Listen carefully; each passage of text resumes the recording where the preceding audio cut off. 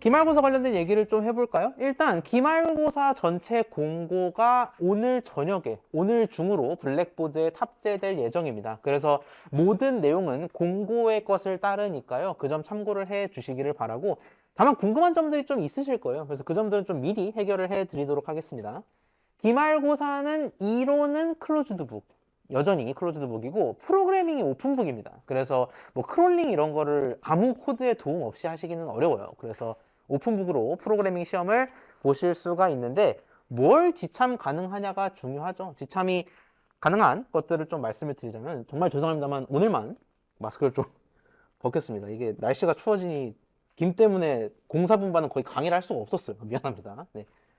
지참할 수 있는 자료, 없는 자료를 말씀을 드리자면은, 있는 자료는 요거 강의 자료 보실 수 있습니다. 강의 자료 보실 수 있고, 이것만 보시는 않죠. 보통 여기에다가 뭐 필기도 하시고 정리도 하시고 하실 텐데, 강의 자료에 뭔가를 적은 것, 그러니까 강의 자료를 바탕으로 본인이 만든 뭔가는 보실 수가 있습니다. 필기 노트 같은 것들을 보실 수가 있다는 거고, 과제 솔루션, 연습 문제 솔루션 당연히 보실 수 있습니다. 그리고 어떤 것들을 또 말씀드릴 수가 있을까요? 중요한 게 이 온라인 버전이 있고 하드 카피가 있을 겁니다. 그러니까 얘를 PDF를 띄워서 볼 거냐, 하드 카피로 볼 거냐의 문제인데, 둘 다 가능합니다. 괜히 뭐 출력하느라 고생하시지 마시라고, 하드 카피로 보셔도 되고 PDF로 보셔도 되겠습니다. 그 말은 콜앱 솔루션을 콜앱에다 띄워놓고 보셔도 되고, 아니면 그냥 프린트해서 보셔도 된다라는 소리가 되겠습니다. 콜앱 솔루션의 경우에는 컨트롤 CV 해도 된다라는 이야기가 되겠죠. 다만 보실 수 없는 것들은 검색은 안 됩니다. 그러니까 어차피 제가 모든 문항을 매 시험마다 새로 만들기 때문에 쳐도 안 나와요. 쳐도 안 나옵니다만, 그래도 이제 보시면 안 되겠고요. 외부 도서, 그러니까 이 강좌랑 관련이 없는 그냥 사설 도서들을 보실 수는 없습니다. 어차피 거기에도 저희 시험 문제가 있지는 않습니다만, 형평성 차원에서 그거는 그냥 일괄로 못 보시는 걸로 하도록 하겠습니다. 검색 안 되고 외부 도서 안 되지만, 강의 자료, 필기 노트, 본인이 푼 흔적, 그리고 솔루션 등은 참고할 수가 있다라는 말씀을 드리겠습니다. 이론 클로즈드 프로그래밍 오픈북이라는 거를 다시 한번 상기를 하시고요. 그 강의실 관련해서 메일을 준 분도 계신데, 사실 200명이나 보기 때문에 강의실을 최대한 많이 확보는 하고 싶어요. 근데 저도 몰랐던 사실인데, 지난 중간고사 되어서야 안 사실인데, 그 저희 정보대학에서 야간에 강좌가 많이 열린다라고 합니다. 그래서 저희가 쓰는 7시부터 9시까지 진짜 열심히 빌린 게 요 정도라고 해요. 그래서 이번에도 마찬가지로 3개 정도 강의실을 대여를 성공을 했는데, 이번에도 똑같이 3개 강의실에서 나눠서 볼 거고, 그래서 간격이 조금 좁을 수는 있다. 그래서 뭐 전원이나 이런 것들 미리 신경 써주시면 좀 좋을 것 같다라는 언지를 미리 드리도록 하겠습니다. 그리고 중간고사 때와 마찬가지로 원하시는 경우 라이브 Q&A 세션에 오셔서 질문을 주실 수 있겠습니다. 아마 질문이 굉장히 많을 것 같아요. 기출이 좀 어렵기도 하고. 그래서 원하신다면 Q&A 세션에 오셔서 많이 질문을 해주시면 좋을 것 같습니다. 공고에 더 나가겠지만 혹시 시험 관련해서 질문 있으실까요? 네. 예. 콜앱에서 예를 들어 연습 문제든 아니면 강의를 들으면서 강의와 관련해서 작성하신 코드가 있잖아요. 보실 수 있습니다. 네, 보실 수 있고, 당연히 하드 카피로 인쇄해 오실 수도 있고 띄울 수도 있지만, 코드는 띄우는 게 훨씬 나을 것 같네요. 다른 질문 있을까요? 네.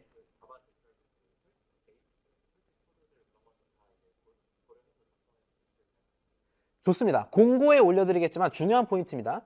저희가 뭔가를 가져오는, 패키지나 라이브러리를 가져오는 게 두 방향입니다. 공고에 적어드릴 거예요. 두 방향인데, 인스톨로 가져오는 경우가 있고요. 임포트로 가져오는 경우가 있죠. 임포트는 적으시면 됩니다. 예를 들어 판다스는 그 임포트 판다스 에즈 PD 다 하셔도 돼요. 상관없는데, 적으시는 게 맞는데, 인스톨은 적으시면 안 됩니다. 인스톨은 채점 서버가 인식을 하지를 못합니다. 그래서 부득이하게 인스톨 코드는 적지 말아 주시기 바랍니다. 이건 제가 공고에도 적어 드리겠습니다. 인스톨은 안 적으시고 임포트나 from import는 적으셔도 되겠습니다. 다른 질문 있을까요?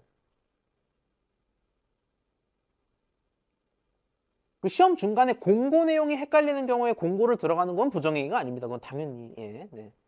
다른 질문 있나요? 자, 없으면 오늘 준비된 내용을 살펴보도록 하죠. 저희가 14주차에 계속 월수에 걸쳐서 국문 전처리 그리고 텍스트 마이닝에 대해서 살펴보고 있습니다. 텍스트 분석이라고 할 수가 있는 내용들인데요. 챕터가 세 가지였죠. 한국어 전처리와 관련돼서 여러 내용들을 살펴보았습니다. NLP라고 요약하는 자연어 처리라는 거는 결국 내가 쓰는 자연어를 컴퓨터가 처리할 수 있도록 다듬는 일을 일컫고요. 자연어 처리를 위해서는 NLTK, 영문의 NLTK, 국문의 Core NLPi가 쓰인다라고 말씀을 드렸습니다. 국문전 처리는 어렵습니다. 여러 차원에서 어려운데 일단 띄어쓰기가 애매모호하다는 점, 그리고 낱말이 다변화될 수 있다는 점. 하지만 우리는 무슨 입장? 전 처리를 처음부터 하는 입장이 아니라 코NLPi의 힘을 빌리는 입장이죠. 그래서 비교적 편하게 처리를 할 수가 있겠다라는 겁니다. 이런 인스톨을 코드에 포함하시지 않으면 되겠습니다. 인스톨 코NLPi를 설치해 주실 수가 있겠고요. 이런 특수 문자 제거, 문장의 특정 문자들을 제거하는 거는 문자가 아니라 슬라이드가 제거되네요. 네. 자, 이렇게 문자를 제거하기 위해서는 우리가 replace, 기초 문법의 내용들로 커버할 수가 있다. 다만 그 이후, 이렇게 제거한 이후에 얘를 의미 단위로 쪼개는 것은 좀 어렵다라는 겁니다. 1차적으로 생각할 수 있는 건 단순 스플릿이지만 어절 단위로 띄는 거는 큰 의미가 없을 수 있다라는 거죠. 액션과 이를 분리해야 될 거 아니야. 그러기 위해서는 우리가 드디어 코NLPi, 그것도 코모라는 힘을 빌릴 필요가 있다라는 겁니다. 코모란을 이용해서 정의를 하고 이렇게 코모란에다가 몰프스라는 거를 적용하게 된다면 우리가 마침내 액션 2, 어떻게와 같이 분리할 수가 있다라는 겁니다. 몰프스가 단순 분리라면은 이 포스를 이용한다면 문법, 이 품사까지도 나타낼 수가 있다라고 말씀을 드렸습니다. 문법적으로 액션이라는 게 갖는 품사가 어떤지, 이가 조사인지 동사인지 등을 포스를 이용해서 알 수가 있겠다라고 말씀을 드렸고요. 나운즈를 이용해서 명사만 추출할 수도 있지만 중요한 게 뭐였습니까? 포스를 이용하면은 낱말과 품사가 쌍쌍바로 등장한다. 그래서 거기서 품사에 접근하는 게 더 바람직하다라고 말씀을 드린 바가 있었습니다. 코모란의 품사 분류는 이런 식으로 전개가 되고 사이트에 들어가면 알 수 있기 때문에 이런 거 외우는 건 하등 중요한 게 아니다라고 누차 강조를 드렸습니다. 분룡어라는 거는 많이 등장하지만 쓸모는 덜한 것. 스터보드라고도 일컫고요. 이 스터보드를 제거하는 것도 기초문법 수준에서 구현할 수가 있겠습니다. 자, TF-IDF 워낙 중요한 내용이다 보니까 이론적인 거 한 번 더 설명을 드리고 넘어가도록 할게요. 결국 우리가 어떤 문서가 존재할 때 그 문서에 중요한 낱말이 뭐냐, 핵심 키워드가 뭐냐라고 하면은 가장 많이 등장하는 게 핵심 키워드일 가능성이 농후합니다. 다만 그렇게 되는 경우에는 세상 어디에도 등장하는, 그냥 어디에든 만연하게 등장하는, 허구한 날 등장하는 낱말들을 걸을 수가 없다라는 거죠. 그래서 나는 낱말 빈도뿐만이 아니라 희소 가치까지 고려할래 라는 게 TF-IDF의 정신이었습니다. 낱말의 등장 횟수뿐 아니라 등장한 문서의 희소성까지 고려하겠다라는 거고요. 여기부터가 본격적으로 오늘 살펴볼 내용이 될 것 같네요. 우리가 아티클즈라는 이름으로 4개의 기사가 리스트에 담겨 있다라고 합시다. 첫째 기사, 대선 후보 전략 분석, 둘째 기사, 경제 위기 신호 감지. 이렇게 4개의 기사가 등장을 할 때 우리가 가장 먼저 해야 될 건 뭐냐면 TF-IDF 중에서도 TF, 즉 턴 프리퀀시를 세는 일이 중요해요. 각각의 기사마다 낱말이 몇 번 등장했는지는 알아야 될 거 아니야. 이 기사엔 대선이 몇 번 나오고 저 기사엔 조사가 몇 번 나오고를 알아야 된다라는 거죠. 그래서 우리는 그걸 문서 낱말 행렬을 통해서 살펴볼 수가 있겠습니다. 이게 무슨 소린가? 아, 문서 하나에 특정 낱말이 몇 번 등장하냐를 알려주는 겁니다. 0번 기사에 대선이란 낱말은 한 번 등장했네. 1번 기사에 조사란 낱말은 안 등장했네. 와 같이 행렬로 나타낼 수가 있겠다라는 거죠. 우리는 말 그대로 낱말을 세는 거에만 먼저 집중하기 때문에 카운트 벡터라이저를 활용하겠습니다. 어렵게 생각하지 마세요. 행렬이라는 건 결국 벡터 묶음이기 때문에 벡터가 들어가는 겁니다. 카운트 벡터라이저를 이용하면은 우리가 문서 낱말 행렬을 만들 수가 있는데 공장을 차리듯이, 마치 공장을 차리듯이 벡터 공장을 만들고 그 벡터에다가 핏과 트랜스폼을 동시에 한다라는 겁니다. 핏은 왜예요? 이 기사 가지고 행렬 만들 거니까 데이터를 핏시켜야겠죠. 그래서 핏을 하는 거고, 트랜스폼과 투어레이는 왜 해요? 그냥 막 만들면 안 되잖아. 예쁘게 행렬 스타일로 만들어야 되니까 트랜스폼과 투어레이를 그래서 한다라는 겁니다. 그리고 마지막에 이건 뜬금없이 왜 출력하냐? 지난 시간에 제가 간접적으로 말씀을 드렸습니다만 행렬만 보면 각각의 열이 무슨 낱말인지 몰라요. 이게 대선이야? 이게 조사야? 모른다라는 거기 때문에 낱말 사전까지 출력시켜주겠다라는 겁니다. 요건 한번 코딩을 해볼게요. 여러분 코랩을 켜주시겠습니까? 네. 지금 주어진 두 개의 내용을 각각의 셀에다가 한번 작성을 해봅시다. 먼저 articles, 기사 제목 리스트부터 한번 만들어 보도록 할까요? articles. 얘는 4개의 기사가 들어가겠는데 첫 번째는 대선 후보 전략 분석. 모든 낱말들은 띄어쓰기로 구분해 입력하시면 되겠습니다. 그게 규칙인 겁니다. 경제위기 신호 감지. 주식시장 혼란 전략.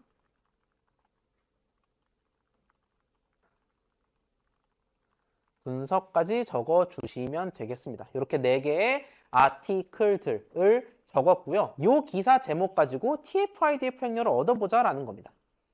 그 전에 먼저 세기라도 해보자고요. TF-IDF 복잡한 거 가기 전에 일단 세보자라는 건데 세다라는 뜻에서 카운트 벡터라이저를 불러오도록 하겠고요. 카운트 벡터라이저는 사이킨런에 있습니다. 사이킨런이 참 대견하죠. 분집화도 하고 이것저것 다 하는데 카운트 벡터라이저도 여기 있다라는 겁니다. 사이킨런으로부터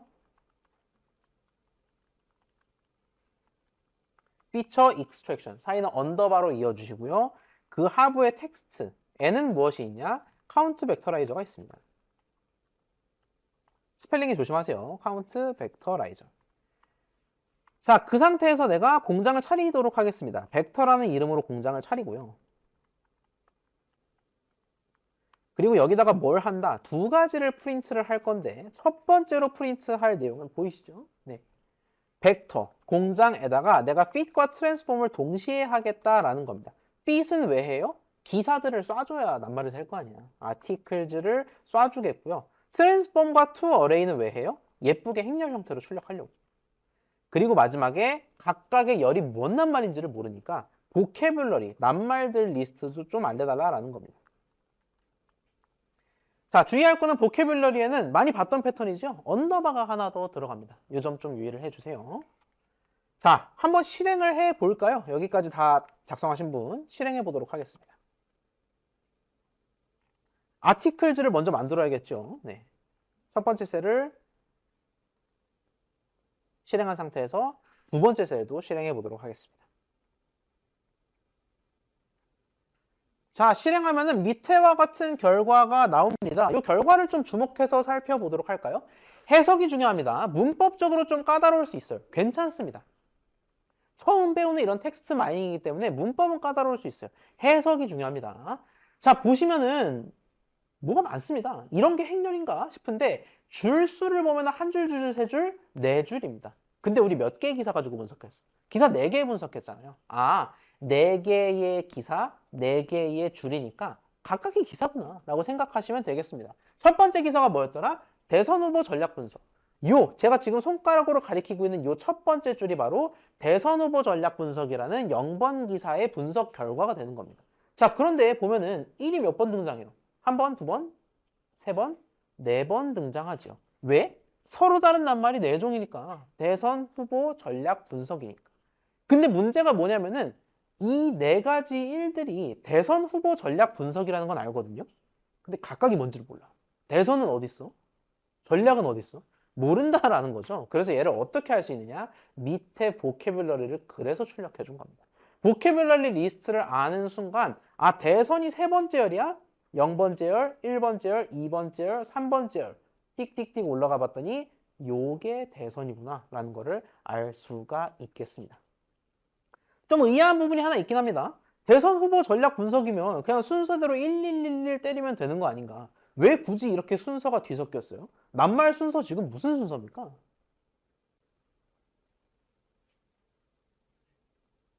무슨 순서일까?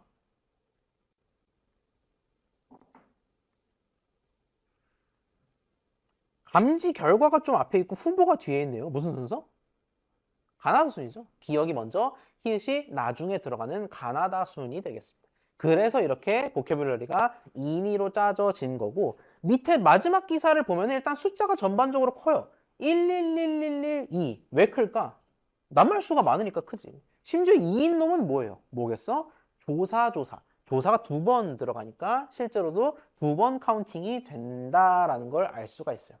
TF-IDF라는 거는 결국 낱말 빈도 곱하기 희귀성이라고 말씀을 드렸는데 낱말 빈도는 깔끔하게 얻은 거예요. 뭘로? 카운트 벡터라이저를 이용해서. 자, 그러면은 여기서 한 발 더 나아가서 나는 희소 가치까지 고려할 거야. 근데 고려하는 걸 다행히도 파이썬이 대신 해준다라는 겁니다. 여러분은 카운트 대신 뭐만 해주면 돼요? TF, IDF로만 바꿔주면 됩니다. 다음 슬라이드 볼까요? 자, 이제는 카운트 벡터라이저를 넘어서 TF, IDF 벡터라이저를 쓰겠다라는 겁니다.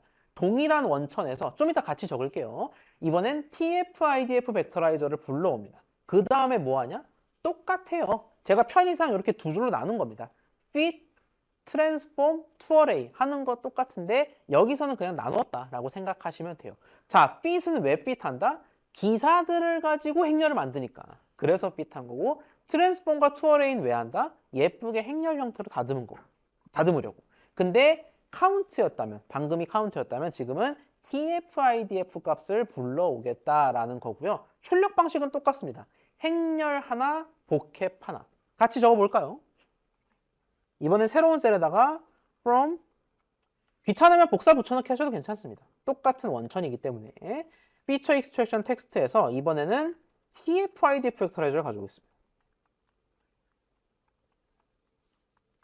를 가져와서 뭐 하냐? TF, IDF라는 놈을 만들겠습니다. 얘는 뭐다? 핏한 결과물이다. 즉 TF, IDF 값의 계산의 원초적 결과물이 되겠죠. 어떻게 찾는다? TF, IDF 벡터라이저.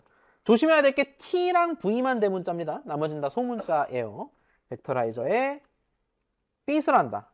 뭘 가지고 TF, IDF 계산할 건데? 기사 가지고. 계산을 할 거다라는 거고요. 여기서 멈추지 않습니다. fit 이어서 transform과 to array까지 하겠다라는 거죠.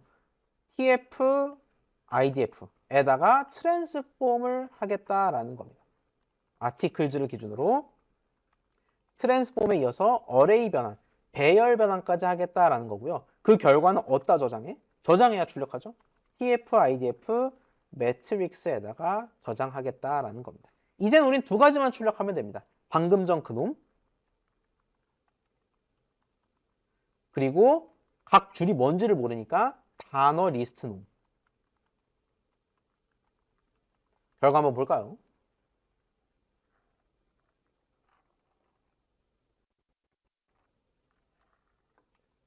자, 단어 리스트에는 일단 변동이 없는 것 같습니다. 여러분 결과 해석이 중요합니다. 문법이 좀 까다롭더라도 결과만 맞게 해석하시면 돼요. 밑에를 보면은 낱말 순서는 똑같습니다. 똑같은 기사들로 했으니까. 낱말 순서는 똑같은데 구조가 좀 꼬였거든요. 근데 얘가 꼬인 것처럼 보이지만 대괄호를 유심히 보시면 얘가 그냥 소수라서 길어서 잘린 겁니다. 그러니까 창 때문에 잘린 거고 결국 이전체가 한 줄, 뒷전체가 두 줄이 되는 식입니다. 몇 개예요? 하나, 둘, 셋, 넷, 다섯, 여섯, 12개, 13개, 14개, 15개. 씩 총 4줄이 들어간 걸 확인할 수가 있겠습니다. 즉 방금 행렬, 위에서 봤던 행렬이랑 구조가 똑같아요. 그냥 잘렸을 뿐이지. 자, 주목할 게 있는데요. 위에서 우리가 카운트만 했을 때, 즉 TF만 했을 때는 00011 이렇게 돌아갔어요. 근데 지금 보니까 뭔가 000인데 0.4658, 0.4658 이런 기괴한 값이 나오죠. 요게 바로 TF, IDF 값이다라는 겁니다. 그냥 빈도가 아니라 희소성까지 고려한 값이 바로 여기 계산된 TF, IDF 값이다라는 거고요. 사실 여러분 TF, IDF는 비교적 복잡하지 않은 수식으로 찾을 수 있어요. 로그 몇 번 취하면 되거든. 근데 우리가 거기까지 살펴볼 필요는 없으니까 그냥 결과는 파이썬으로 보자라는 겁니다. 근데 의아한 게 있습니다. 등장하는 낱말이니까 TF, IDF 값도 있겠지. 등장조차 안 하는 낱말이 중요도가 뭐가 있겠습니까? 그래서 당연히 0이 맞는데 보시면 좀 의아한 게 한 번 등장한 거 맞아요. TF, IDF 값 똑같은 거 맞아요. 얘는 똑같이 한 번 등장했는데 왜 지만 TF, IDF가 높아?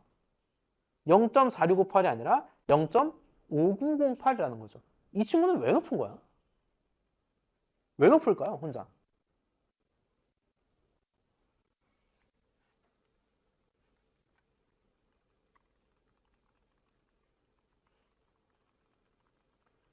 왜 혼자 높은지 파악하기 위해서 이 친구의 정체를 알아봅시다. 이 친구는 가장 끝에 있는 걸로 예상을 하셨겠지만 후보입니다. 14번 원소인 후보예요. 그래서 이 뜻은 뭐가 되냐면 TF, IDF를 분석한 결과 대선 전략 분석의 경우에는 TF, IDF 값이 0.46 정도 나왔다라는 겁니다. 근데 오직 후보만 0.59가 나왔다라는 거거든요.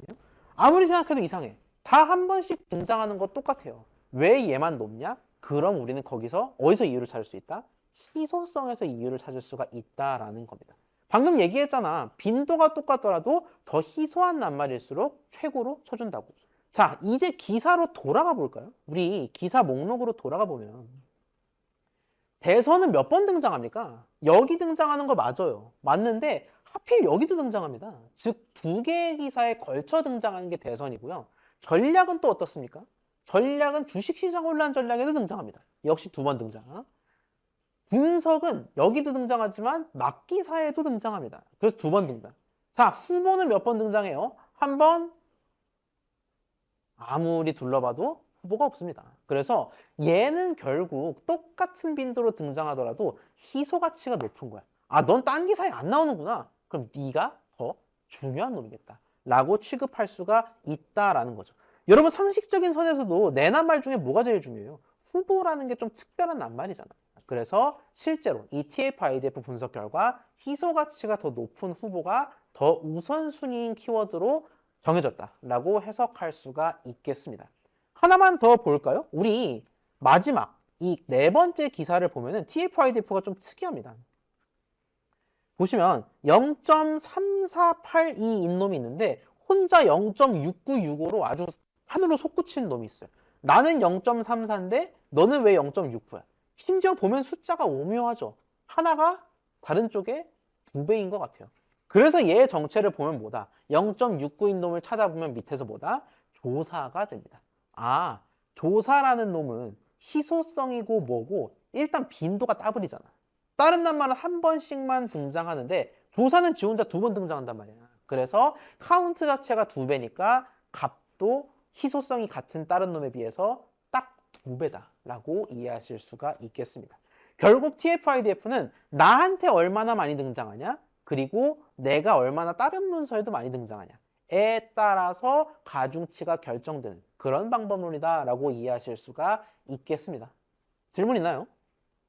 자, 없다면은 우리가 이걸 바탕으로 하나 더 살펴보도록 하죠. 우리가 문서들을 놓다 보면 뭐를 생각하게 되냐면 이 문서가 다른 문서랑 얼마나 비슷할지가 궁금해지곤 합니다. 대표적으로 뭐가 있죠? 우리 카피킬러 같은 과제 유사도 검사 있죠. 여러분의 과제를 내면은 뭐 유사도가 21%입니다. 라고 뜨는 그런 거 있지 않습니까? 그래서 우리가 두 문서가 있을 때 그 문서가 얼마나 시밀러한지, 비슷한지를 알고 싶어 하는 경우가 왕왕 있습니다. 그런 걸 어떻게 파악할 수 있느냐? 여러 방법이 있지만 코사인 유사도, 영어로는 코사인 시밀러리티를 계산하면 파악할 수가 있다라는 거예요. 뭔가 이상합니다. 문서 유사도인데 코사인이 왜 나와? 자, 코사인이 왜 나오냐면 우리가 문서를 마치 이 방향 화살표라고 생각을 합시다. 수학적으로 그렇게 생각을 해 볼게요. 원래는 벡터지만 편하게 해드리려고 화살표라고 말씀을 드렸습니다. 두 화살표가 비슷한지 어떻게 알아요? 두 화살표가 비슷하다라는 거는 비슷한 방향을 바라보고 있어야 비슷한 화살표인 거잖아. 근데 바라보는 방향이 비슷할수록 각도가 어떻게 돼요? 점점 좁아진다라는 거죠. 각도 세타가 좁아진다라는 거는 코사인 값이 점점 늘어난다라는 겁니다. 우리 중고등학교 시절로 돌아가서 코사인은 0에 가까울수록 값이 1과 가까워집니다. 코사인 0이 1이에요. 그래서 코사인 값은 이 각도가 점점점 좁아질수록 이렇게 입이 점점점 좁아질수록 코사인 값이 커진다라는 거죠. 그럼 다시 말해 뭐야? 문서가 비슷하다? 코사인이 늘어난다. 코사인 값을 보면은 곧 그게 문서 유사도임을 알 수가 있겠다라는 거죠. 즉 코사인 값이 1에 가까울수록 이 문서 거기서 거기네 라고 판단할 수가 있겠다라는 겁니다. 이게 코사인 유사도의 기저예요.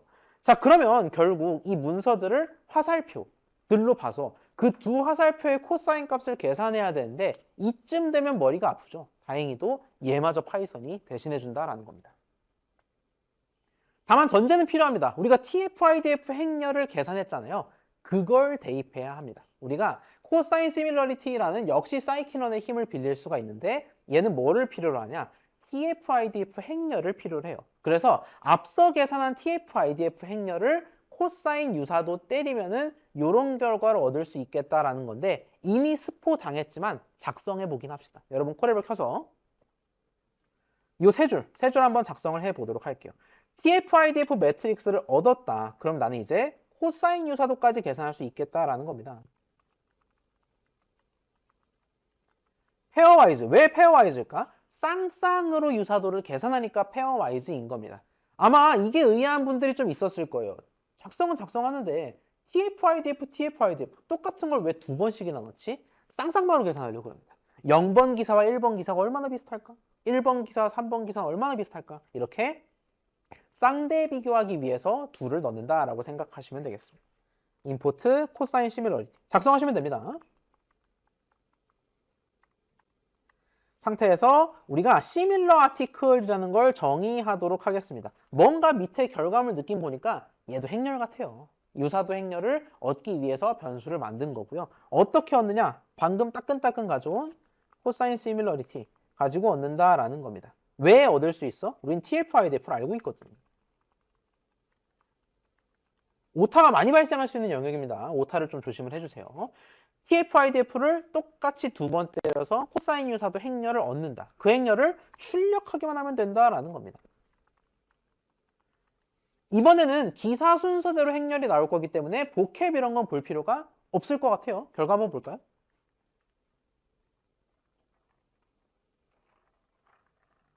자, 나옵니다. 거의 표절에 해당하는 결과들이 넷이나 보입니다. 1, 1, 1, 1. 1이 맥시멈인데 코사인은 1이라는 거는 완전 표절이라는 거잖아. 근데 얘는 뭐예요? 0번 기사랑 0번 기사 사이 유사도가 1이라는 거지. 나랑 내 거울 사이 유사도가 1이 아니면 큰일 나죠. 그렇기 때문에 얘는 지 자신과 유사도가 똑같다라는 의미고요. 즉 무시해도 되는 정도의 데이터가 되겠습니다. 0이라는 거는 둘 사이의 유사도가 안 보인다. 즉 일치하는 낱말이 없다 정도로 해석하셔도 무방하겠고요. 보시면 1929 정도 보이는데 가장 높은 유사도를 띠는 게 두 가지입니다. 왜 값이 우연히 똑같을까? 0번부터 3번까지 기사의 유사도나 그러니까 0번과 3번 기사의 유사도나 3번과 0번 기사의 유사도나 순서만 바뀌었지 똑같잖아요. 그래서 순서 바뀐 놈은 거기서 거기인 거고요. 결국 0번과 3번. 왜? 0, 1, 2, 3, 0, 1, 2, 3 순서니까. 0번과 3번 기사 사이에 유사도가 가장 높은 25%인 걸로 판단이 됩니다. 얘는 왜 유사할까? 진짜 0번과 3번 기사를 한번 볼까요? 0번은 대선 후보 전략 분석이었고요. 3번은 대선 여론조사 역전조사 결과 분석이었습니다. 실제로 비슷하죠. 주제도 비슷하고 등장하는 낱말도 비슷하고. 이렇게 어떤 낱말이 어느 비중으로 등장하냐를 TF-IDF로 계산할 수 있고 그 TF-IDF를 바탕으로 유사도까지 얻을 수가 있었다라는 겁니다. 실제로 실무에서 뭐 사업이 됐든 어디가 됐든 실무에서 문서 유사도를 파악하는 데는 다양한 기법이 쓰여요. 그렇지만 이런 코사인 유사도도 쓰일 수 있다라는 것 정도를 말씀을 드리겠습니다. 여기까지 질문 있을까요? 자, 없다면 3번 테마는 좀 가벼운 마음으로 보셔도 될 것 같고요. 요거 다 끝나고 나서 제가 엑스트라 슬라이드를 하나 올려드렸습니다. 블랙보드에 아마 아직 못 보신 분들도 있을 텐데 엑스트라 슬라이드는 뭐 출력까지 하실 필요는 없고요. 그냥 띄워만 화면만 보셔도 괜찮아요. 블랙보드에 넣어드리긴 했다라는 점 말씀을 드리겠습니다. 자, 테마 3에서는 우리가 직접 코딩을 하기보다는 이런 것들이 있다를 가벼운 마음으로 좀 살펴보도록 하겠습니다. 감성 분석이라는 걸 한번 볼게요. 제가 이 시간대에 이런 사진을 띄워드려서 죄송합니다. 예, 양념치킨 사진을 올려드렸는데 요거를 바탕으로 두 개의 리뷰가 있다라고 합시다. 첫 번째는 양념치킨 맛 실화냐? 가슴이 웅장해진다. 두 번째는 절대 시키지 마세요. 뭐 닭은 다 식어서 왔음. 우리는 고등한 인간이기 때문에 위의 리뷰가 긍정 리뷰라는 걸 알고 밑에 리뷰가 부정 리뷰라는 거를 뻔히 알고 있습니다. 근데 우리가 이런 문제를 던질 수가 있어요. 기계는 알 수 있을까요? 우리는 당연히 얘가 긍정, 얘가 부정이라는 걸 알 수 있겠지만 기계 보고 텍스트만 딱 던져주면은 얘가 긍정 리뷰다, 별점 5점의 리뷰다라는 걸 알아챌 수가 있겠냐라는 겁니다. 이게 바로 뭐다? 센티먼트 어널리시스, 감성 분석이라는 개념입니다.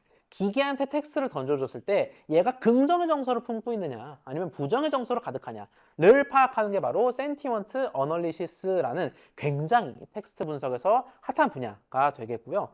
그러면 기계 입장에서는 이걸 대체 어떻게 하는 걸까요? 여러 가지 방법론이 있지만 크게 두 가지로 나누어서 살펴볼 수가 있는데 첫 번째는 프레딕티브 모델, 예측 기반 모델을 기계가 채택할 수가 있습니다. 분류 문제와 비슷하게 정서 분석을 하겠다라는 건데 분류 문제가 뭔지 모르는 분들이 많을 거예요. 쉽게 얘기해서 아마 한 번쯤은 들어보셨을 겁니다. AI한테 강아지 사진 500장을 던져줘요. 그러면 AI는 강아지 사진들을 바탕으로 자신만의 규칙을 만들어냅니다. 아, 강아지는 뭔가 좀 갈색빛 도는 애가 많고 꼬리가 이렇게 살랑살랑하고 털이 부드럽고 이런 식으로 학습하고 또 고양이 사진 500장도 왕창 학습을 합니다. 아, 고양이는 보통 뭐 털이 삐죽삐죽 이렇게 나 있고 꼬리가 좀 다르고 자, 그리고 그 상태에서 열심히 강아지 고양이를 배운 상태에서 낯선 동물 사진 한 장을 줍니다. 너 이거 강아지야 고양이야? 라고 묻는 게 바로 분류 문제거든요. 이거랑 비슷하게 정서 분석, 감성 분석을 하자라는 겁니다. 다시 말해서 기계한테 긍정 리뷰 왕창 던져줘요. 아, 긍정 리뷰에는 이런 것들이 많이 나오고 패턴이 이렇고 부정 리뷰는 전반적으로 글이 굉장히 길고 어떻고 자신만의 규칙을 파악해서 적용함으로써 아, 낯선 리뷰 이거 긍정이야 부정이야 알아맞힌다라는 거죠. 다만 우리가 배운 선에서 우리가 15주 동안 배운 선에서 얘를 구현하기는 좀 어려워 보입니다. 낯선 내용이죠. 그래서 우리가 현실적으로 코딩할 수 있는 방향은 우측과 같은 모델입니다. 우측은 렉시콘 베이스드 모델이라는 말로도 많이 써요. 딕셔너리랑 렉시콘이 비슷한 의미라서 그래요. 딕셔너리 또는 렉시콘 베이스드 모델의 경우에는 말 그대로 정서 분석, 감성 분석을 위해서 사전을 쓰자라는 겁니다. 사전을 두 개를 편찬하자라는 거예요. 긍정어 사전과 부정어 사전. 긍정어 사전에는 어떤 것들이 있겠습니까? 뭐가 좀 좋은 낱말들이에요? 맛있어, 즐거워, 또 시켜, 재주문 이런 것들이 긍정 낱말이 되겠죠. 반면 부정어 사전은 어떻겠습니까? 이게 좀 수위 조절할 필요가 있어 보이는데 부정어 사전에는 뭐 다신, 뭐 절대, 뭐 맛없, 뭐 이런 것들이 있겠죠.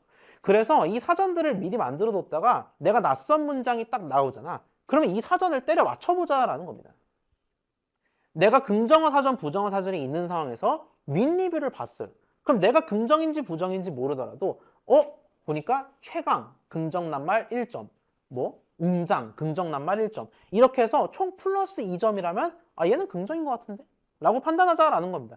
되게 합리적인 접근법이죠. 그리고 밑에 같은 경우에는 절대 뭐 마이너스 1점, 식어서 마이너스 1점으로 부정으로 분류하자라는 겁니다. 심지어 1대1일 필요도 없어요. 보통 부정적인 낱말이 더 세잖아. 그래서 긍정 낱말에는 뭐 0.5점을 주고 부정 낱말에는 2점을 감하고 뭐 규칙은 여러분 마음대로 설정할 수 있는데 결국 중요한 거는 사전을 바탕으로 긍정 부정 사전을 바탕으로 리뷰를 판단하자 텍스트를 판단하자라는 게 딕셔너리 렉시콘 베이스드 모델이 되겠습니다.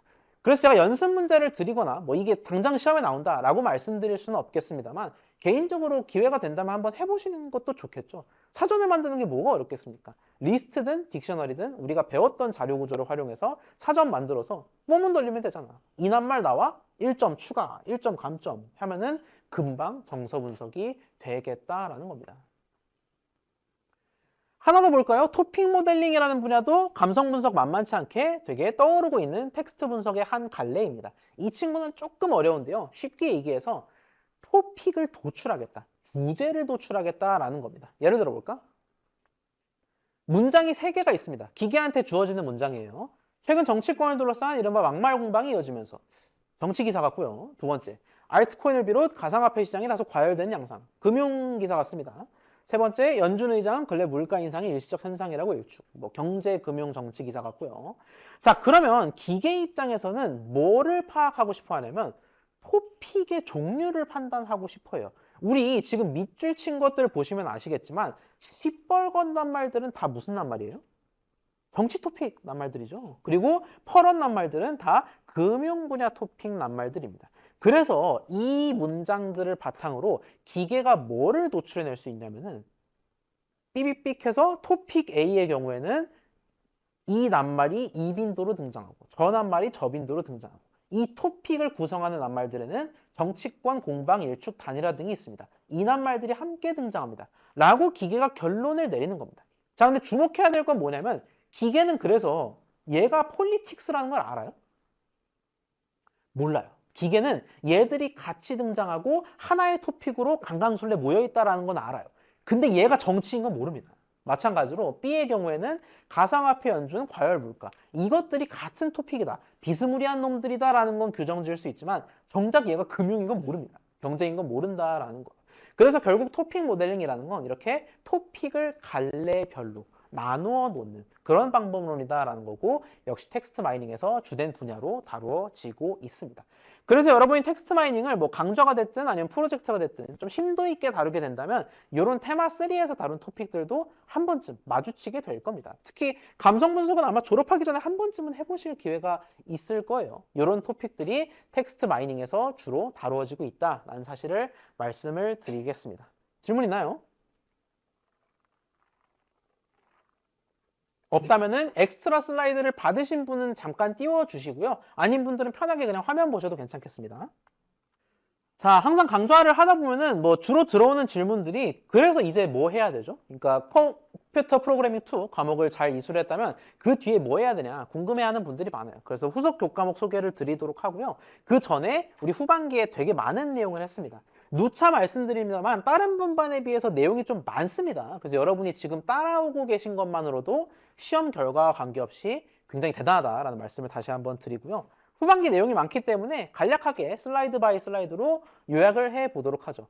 후반기의 시작은 클래스였습니다. 우리가 기존 패러다임을 벗어나서 객체 지향 프로그래밍의 세계로 들어가기 위해서 클래스라는 걸 배웠는데 몇몇 개념들이 있었죠. 인스턴스라는 건 for instance라는 영어 표현에서 알 수 있듯이 각각의 예시, 객체 각각을 의미합니다. 그래서 선거 상황을 하나의 클래스 설계도로 구현하고자 할 때 후보들, 한 후보, 다른 후보, 저 후보, 각각의 if 후보자들이 인스턴스가 된다라는 거고요. 그 인스턴스가 가질 수 있는 값, 밸류가 바로 속성이었습니다. 후보자의 나이, 지지율, 성별 등이 바로 속성이 되겠고 또 메소드는 우리가 함수랑 혼용해서 쓰는 경우가 많은데 그게 다 이유가 있었습니다. 함수 중에서도 클래스의 함수가 곧 메소드다라고 이야기를 드린 바가 있었습니다. 그 뒤에 판다스를 다음 주차에 살펴보았죠. 판다스는 데이터 프레임이라는 구조를 활용한다라는 게 핵심이었는데 만들 줄은 알아야겠지. 두 가지 방법이 있지만 딕셔너리로 만드는 게 조금 더 구조적으로 깔끔하다라고 언지를 드렸습니다. 비어있는 딕셔너리를 만들어서 딕셔너리는 결국 키와 밸류의 쌍쌍바 구조인데 키에는 열, 밸류에는 그 열의 값들을 넣을 수가 있다라고 말씀을 드렸습니다. 두 번째 방식은 리스트를 이용해서 만드는 방식이었고요. 중요한 게 두 가지 방식의 추출이 굉장히 중요했습니다. 첫 번째는 위치 기반 추출이에요. 이렇게 데이터 프레임이 떡하니 있을 때 내가 필요로 하는 놈들만 쏙 뽑아내는 게 위치 기반 추출이었다라는 거고요. 두 가지 방식이 있었는데 뭔 차이다? 위치 기반인 건 똑같은데 숫자냐 명칭이냐의 차이다라고 말씀을 드렸습니다. 예를 들어서 지금 이 3x3 데이터 프레임이 있을 때 주황색 음영으로 표시된 체스판 같네요. 이 값들만 추출하기 위해서는 어떻게 할 수 있을까? df의 에롯이 행열이니까 행들 열들의 각각 뭐를 넣어? 영행과 이행, 영열과 이열을 넣으면 되는데 조심해야 될 거는 열 명칭은 이름과 소속이죠. 그래서 이런 식으로 적을 수가 있겠다라는 겁니다. 만약에 에로C를 이용해서 주황색 음영으로 표시된 값들만을 추출하기 위해서는 tf 에로C를 하면 되는데 행들과 열들이었다. 행들은 뭐? 행명칭 0, 행명칭 2. 영행과 이행 걸 추출해야 되잖아요. 그래서 0과 2인데 이렇게 복수게 할 거면 대괄호로 씌워주는 게 콤마가 안 헷갈리게 좋다라고 말씀을 드렸고요. 열들도 마찬가지로 이름과 소속, 따옴표에 주의하면서 대괄호로 덧치워주면 되겠습니다. 만약에 이게 ILOC였다. ILOC였다면은 이름 소속 대신 무조건 숫자만 써야 되니까 로 쓸 수가 있겠다라는 겁니다. 그 과제하면서 많이들 물어보시는 것 중에 하나가 이런 식 말고 그냥 단 하나의 값만 추출할 수 있냐라고 물어보셨는데 단 하나의 값도 추출할 수가 있어요. 예를 들어 최하남만 뽑고 싶다. 그러면 1, 이름이라고 지정해주면 최하남만 뽑을 수가 있는 겁니다. 저희가 예시로 여러 값을 뽑다 보니까 하나만 뽑는 거에 좀 익숙지 않은 분들이 계셨던 것 같은데 하나만 뽑을 수도 있다라는 점도 함께 말씀을 드리겠습니다. 자, 추출이 두 가지가 중요하다라고 말씀드렸는데 이제는 조건에 따른 추출을 살펴보겠습니다. 엑셀에서 필터, 이 깔때기 모양 필터 쓸 때 보통 뭘 하냐면은 GPA 4.0 이상만, 소속이 정보대가 아닌 경우만 이렇게 특정 조건에 해당하는 데이터를 추출하는 경우가 많다는 거죠. 다행히 이 필터링이 그리 복잡하진 않았다. 무조건 두 스텝인데 첫째로는 컨디션, 조건을 만든다. 두 번째, LOC 때린다. 두 가지였어요. LOC 때리는 거는 고정이었습니다. DF LOC에다가 조건절 전체를 때려버리면 되는데 그 조건을 어떻게 정의하냐? 열과 값의 관계로 정의할 수가 있다라는 겁니다. 유의해야 될 게 뭐였죠? 조건 여러 개를 AND나 OR로 이을 수는 있는데 AND OR이 아니었다. 앰퍼샌드 기호와 OR 기호라는 거 기억이 아마 나실 겁니다. 크롤링은 제가 애써 강조해드리지 않아도 매번 시험에 나오는 정말 중요한 내용입니다. 실제로도 중요하니까 시험에 나오는 거고요. 자, 뷰티풀 숲으로 정적 크롤링을 수행할 때 가장 중요한 건 결국 뭐였냐면 찾고자 하는 제목을 둘러싼 단서가 중요했습니다. 예를 들어 사건의 지평선이라는 값을 추출하기 위해서는 얘를 둘러싼 단서들이 중요하다는 건데 얘를 뭐가 둘러싸고 있어? A라는 태그와 타이트 일립시스라는 클래스가 둘러싸고 있다는 겁니다. 단서를 최대한 많이 가치 있는 단서들을 찾는 게 중요하다라고 말씀을 드렸고요. 이 둘 중에는 A는 너무 일반적이야. 어디서든 다 쓰이는 범용적인 태그지만 이 클래스는 저 제목이요라고 소리치고 있잖아요. 그래서 이러한 결정적인 단서들이 더 중요하다라고 말씀드린 바가 있었습니다. 단서를 찾으면 뭐를 한다? 숲에 find all을 활용한다. 정적 크롤링의 뷰티풀 숲이 find all이 핵심이었다면은 동적 크롤링의 셀레늄은 find element와 send keys가 핵심이었습니다. 비슷해요. 단서 가지고 찾는 거 비슷한데 셀레늄 같은 경우는 단서를 뭘 쓸 수 있다? name, express, id, tag name, 별의별 거 다 쓸 수 있다라는 게 중요했고요. 또 값을 쏴주기 위해서 일단 인형 앞에다가 요소를 대령한 뒤에 값을 쏴주는 게 중요했다라는 겁니다. 또 express는 언제 가장 좋다고? 버튼일 때 가장 좋다라고 말씀을 드린 바가 있습니다. 군집화도 한 주 동안 흥미롭게 살펴보았죠. 여러 방법이 있었는데 가장 먼저 직관적으로 생각할 수 있는 건 K민즈. 애초에 군집 개수를 정해가지고 그렇게 쪼개겠다라는 건데 이 K민즈는 나를 따르라 하고 각 군집별로 중심을 설정하는 방법론이기 때문에 특정 데이터에 부적합하다라는 문제가 있었어요. 그걸 극복하기 위해서 원판 굴리는 DB스캔 또는 토너먼트 짜는 계층적 군집화를 도입할 수가 있었습니다. 코엔엘파이와 함께 문장 구성 요소 뜯어보는 건 이번 주에 당장 했던 내용이죠. 코엔엘파이에서도 코모란 형태소 분석기를 이용하면은 이렇게 조각조각 낼 수 있고 몰스가 조각을 내는 거라면 포스는 폼사까지 알려주는 거다. 그리고 오늘 다루었던 이 TF, IDF 문장에서의 낱말 빈도뿐만이 아니라 희소성까지 고려하는 방법론이 존재했습니다. 되게 많은 내용을 살펴보았죠. 기말고사가 좀 부담이 있으시긴 할 텐데 기출문제도 다 올려드리고 또 Q&A 세션도 중간고사 때와 마찬가지로 가질 예정이니까요. 좀 부담 없이 좀 재미있는 마음으로 어떻게 시험을 공부하겠어요. 그죠? 그렇지만 부담 없이 좀 시험을 대비하셨으면 좋겠고요. 앞서 말씀드린 대로 이 강좌를 듣고 뭐 해야 할까 궁금해하는 분들이 많습니다. 아마 여기 계신 모든 분들은 컴과에 진입할 희망이 있다면은 잘 될 거예요. 제가 잘 될 거라고 기원하고 있겠습니다. 잘 되겠지만 뭐 진입 여부와 관계없이 그냥 이 뒤에 뭐 하지 싶은 분들을 위해서 좀 준비를 해보았어요. 각자 이 강좌를 들으면서 매력적으로 느꼈던 내용들이 조금씩 다를 겁니다. 공부하면서 야 요건 재밌는데? 요건 좀 더 하고 싶은데? 하는 포인트들이 좀 달랐을 건데 첫 번째로 어떤 문제를 마주했을 때 그 문제의 효과적인 해결 방안에 대해서 더 학습하고자 하는 분들이 있을 거예요. 이를테면 우리 중간고사 때 똑같은 정렬, 결국 1, 2, 3, 4, 5로 정렬하는 게 목표잖아. 똑같은 정렬이라 하더라도 삽입할 수가 있고 선택할 수가 있고 법을 할 수가 있다라고 말씀을 드렸죠.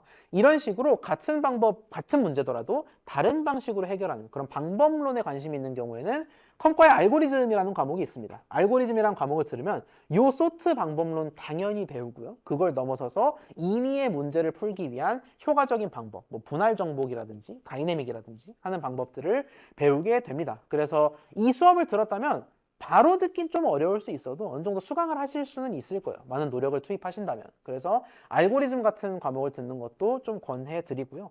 여러분이 보통 얘기하는 그 뭐 네카라 쿠베당토, 요즘에는 뭐 몇 개가 더 추가됐더라고요. 그런 데서 보는 코딩 테스트들은 다 이 알고리즘에 기반해서 나오는 경우가 많습니다. 어떤 문제를 이렇게 풀까 저렇게 풀까 고민하는 걸 요구하는 경우가 많기 때문에 이런 알고리즘을 수강하는 것도 도움이 될 거고요.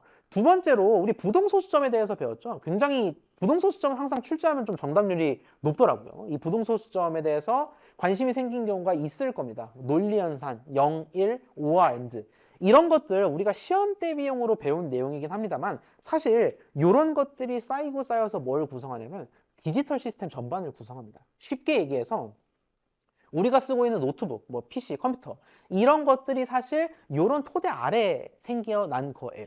즉 논리연산, AND, OR, 01 이런 것들이 쌓이고 쌓여서 컴퓨터가 이루어진 거기 때문에 이런 디지털 시스템에 관심이 있는 경우에는 논설이라고 불리는 컴퓨터학과의 논리설계 같은 과목들이 있습니다. 보면은 이진수, 보수, 부동소수점 저희가 배운 내용뿐만이 아니라 뭐 K맵 같은 것들도 배우게 되는데 이런 것들은 약간 그렇게 생각하셔도 돼요. 그 피셋이나 리트에 나오는 좀 논리 퍼즐, 퀴즈 그런 것들과도 비슷한 맥락이 있거든요. 그래서 이러한 논리 구조에 좀 흥미를 가진 분들은 들으셔도 괜찮은 과목이 되겠습니다.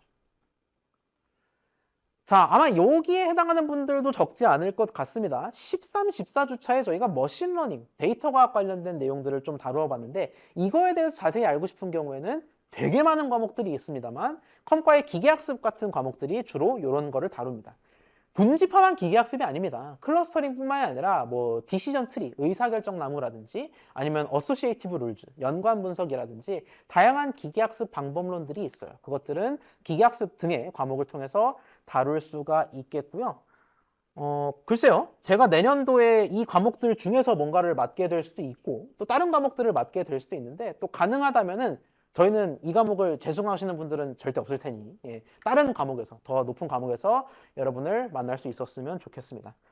저희 강좌는 여기까지입니다. 마지막으로 당부드리고 싶은 말씀은 그 항상 학기 때마다 하는 그 말씀인데 그 이 강좌의 성적이 나오고 나서 좀 지레좌절하는 경우가 있을 수도 있어요. 그러니까 내가 다른 학생들에 비해서 좀 많이 못 따라갔구나 또는 상대적으로 밀리는구나 싶을 수 있을 텐데 여러분이 경쟁할 상대는 여러분이 아닙니다. 그러니까 어디까지나 우리는 지금 이 수업을 이번 학기에만 같이 듣는 사람들인 거고 결국 여러분들은 뭐 수많은 프로젝트, 수많은 문제들과 경쟁해야 되는 입장이기 때문에 두려워하지 마세요. 여러분이 지금 이 자리에 있는 것만으로도 굉장히 잘했다라는 말씀을 드리고 또 중요한 건 꺾이지 않는 마음이라고 누가 그러지 않았습니까? 그래서 안 꺾이고 들으신 여러분이 대단하다라는 말씀을 드리고요. 그 저번 학기도 그렇고 이번 학기도 그렇고 면담을 요청하시는 분들이 있습니다. 언제든지 환영하고요. 시간을 잡아서 고려대 안에서 여러분과 면담을 할 수가 있습니다. 이 시험이 끝나기 전이든 종강하고 나서든 또는 내년이 됐든 간에 언제든 저한테 메일이든 소셜미디어든 어디든 연락을 주시면은 저랑 면담을 하실 수가 있습니다. 미리 일정만 잡도록 해요. 질문이 따로 있는 경우만 남아주시고요. 다음 주 시험 준비 잘 하시기 바라겠습니다. 우리 강좌는 여기서 마치겠습니다. 고생하셨습니다.